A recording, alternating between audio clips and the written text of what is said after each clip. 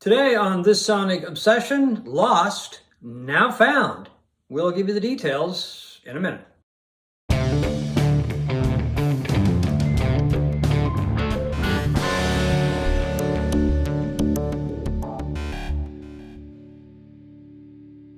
Hi folks, I'm John Wooden and this is my friend Steve McLeod, and welcome to This Sonic Obsession.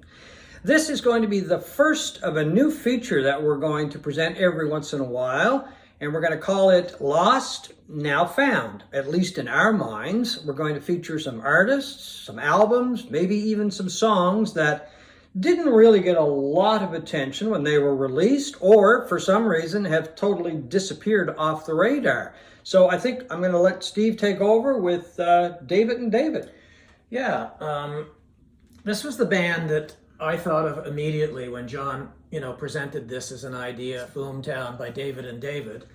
I think it is one of my favorite albums of the 1980s, but I think it has sort of slipped a bit into the mists of time because my imagination tells me it was because they never did another album after that. There was never any longevity to their career. In fact, it lasted one album.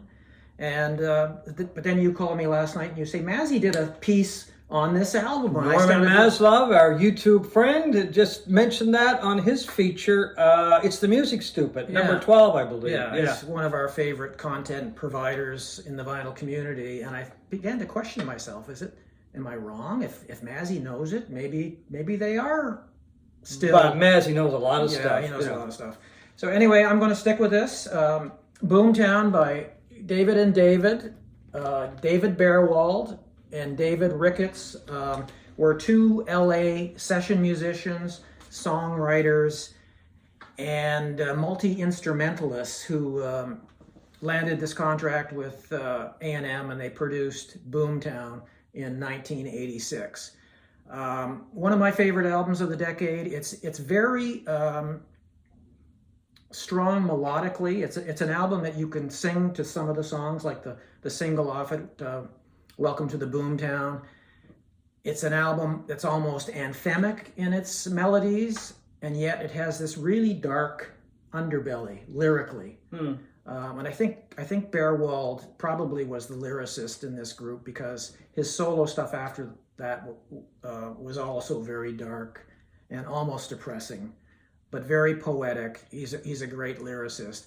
And Boomtown chronicles the stories of people who have had their ambitions crushed. Well, that you probably find a lot of that in LA. Well, and that's kind of ironically is the way they were.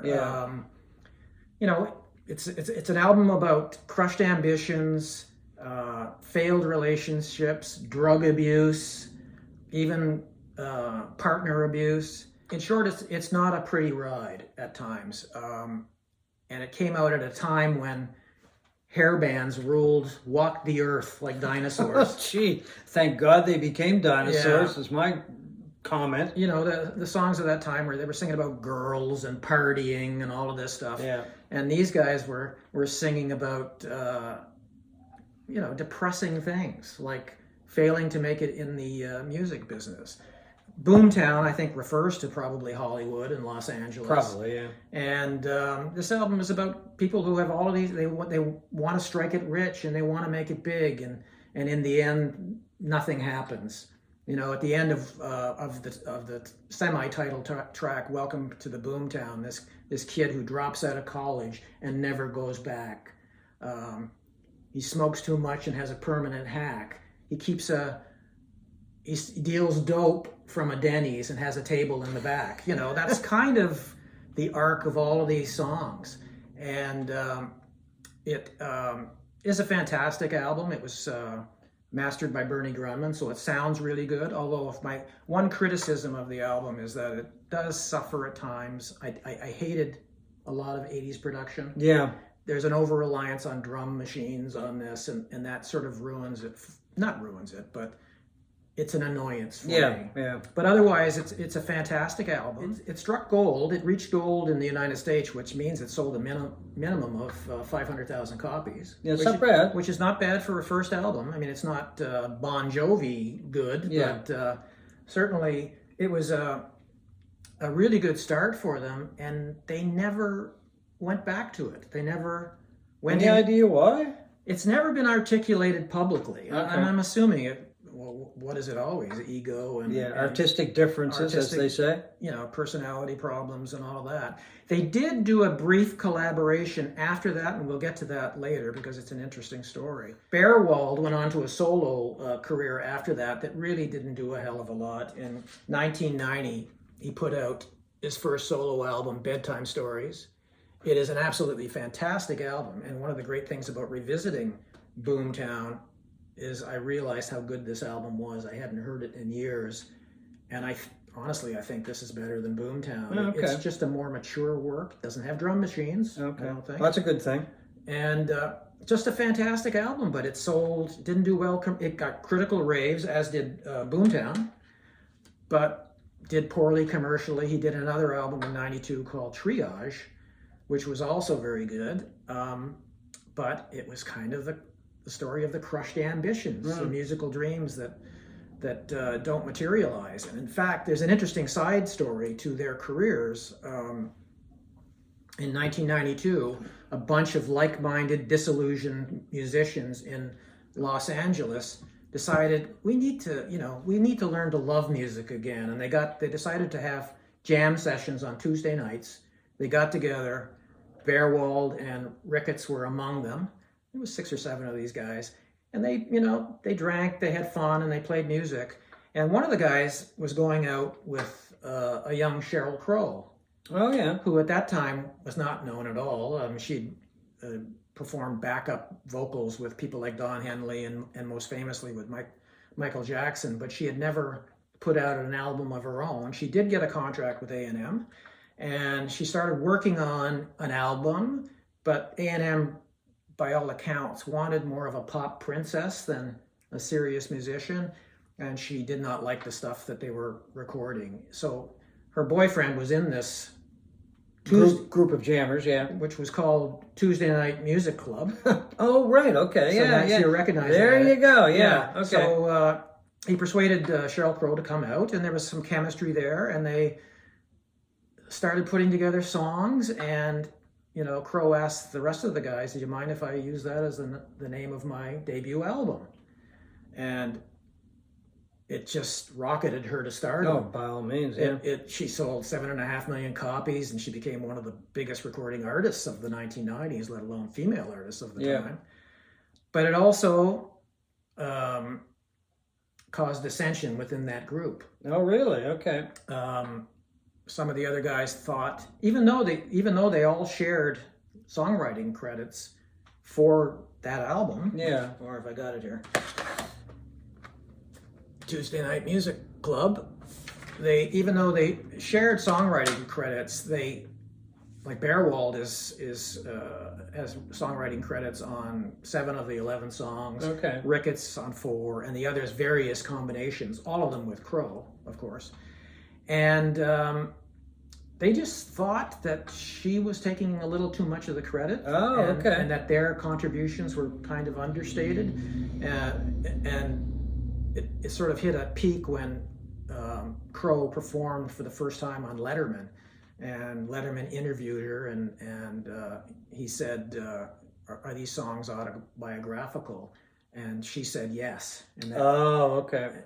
Some of those were, I'm sure Bearwald must have contributed a lyric or two to those albums. And anyway, there was a riff that was created once she started and had success. She never went back to this group, and it's kind of sad. So, like I say, Bearwald drifted into a sort of a solo career that wasn't really successful. He put out 4 albums.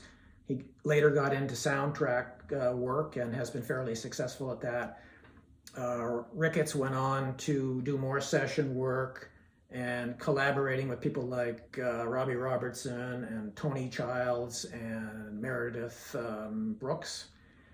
But they've never really achieved anything like the first success of that album, and I think I don't hear it on classic rock radio. Okay. I haven't heard it in a long, long time. And the whole irony of the situation is that the things that they were, singing about, things about not realizing your ambitions in life, musical ambitions, came to be true for them, and which is why I chose it to be my first choice of Lost and Now Found. Okay. I mean, they probably made a few dollars on songwriting, I would publishing think, rights. I would think they have. I mean, Yeah. they're still doing it. My first choice of a band to feature on Lost, Now Found, is a group from the UK, from Leicester, England, actually.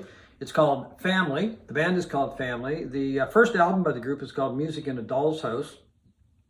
It was not the first Family album I heard. The first Family album I heard came out a few years later, and it is called Fearless. And that's because back in those days, it was very difficult to get a copy of a lot of albums that were released in the UK, because you have to get them as an import or wait for them to be domestically produced or released. This is a wonderful cover, by the way. I don't know if you noticed it, but it's got a lot of different layers. Can you see those? Yeah. It must have cost a fortune to produce. I don't know if this has ever been reissued and whether it would have been reissued. I think it was reissued, but I don't know if it was reissued like this. Yeah, the CD's been reissued as well with some bonus tracks. Anyway, it's just a wonderful album, but it cost a lot of money to put together. But the first album was produced by Dave Mason from Traffic, and Jimmy Miller, who produced the Rolling Stones, a lot of the Stones material, produced a couple of tracks. He apparently had to leave work on this album because he was busy with the Stones. Mason also plays Mellotron on the album. And anyway, the band really became known in the UK and in Europe for the very distinctive vocals of its lead singer, Roger Chapman.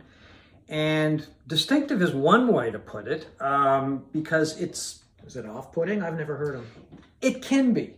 Let's put it that way. I mean, some of his material, he goes, I think, a bit too far, and maybe they could have toned it down when they were producing it. But that's the thing that makes Family very interesting. But also, I think, and I have to admit, it might be something that turned a lot of people off.